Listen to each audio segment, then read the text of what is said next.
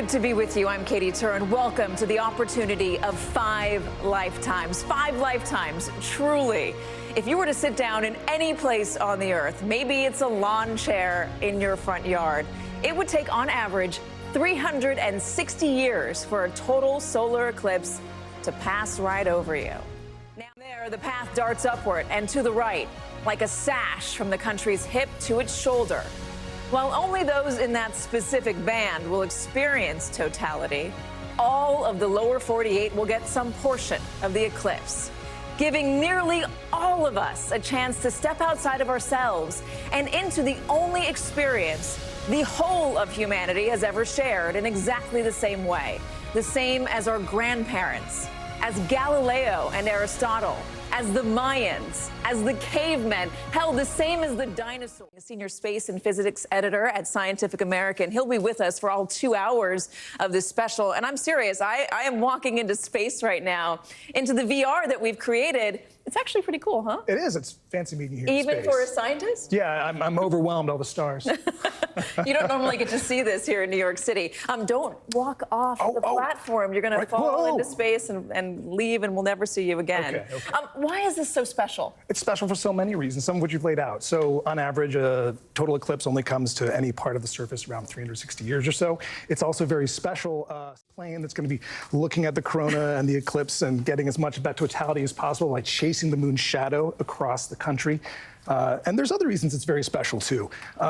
You mentioned how this is a once-in-a-lifetime opportunity, so special.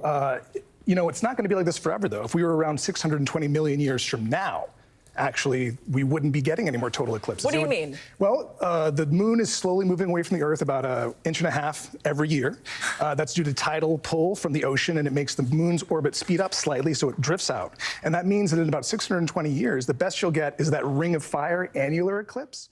About this, we live in this world where we feel like our personal actions, our agency, or our collective agency impacts everything in our environment all this way. And now we have this chance. Totality and everything went dark, and you heard from those people who said they felt small. They seem to be at a loss for words, many of them. It's amazing.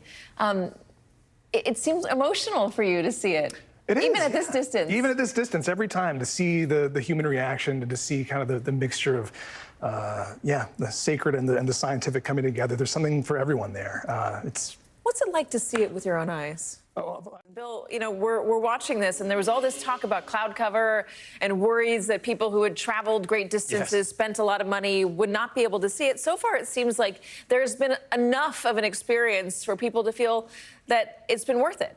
Yes, and the happiness even with people that had clouds just from the darkness and the change of their world. So this is flying. So that little black circle you see up there is now heading over Little Rock. Little Rock is the next big city. In about 30 seconds, they are going to go into complete darkness. And this shadow is moving at 1,500 miles per hour. That's why it's only lasting about 3 to 4 minutes in all the locations that you've been seeing. And it's going to head into a very favorable weather area right now. There's huge traffic jams coming out of St. Louis heading southwards because it is crystal clear skies and anywhere.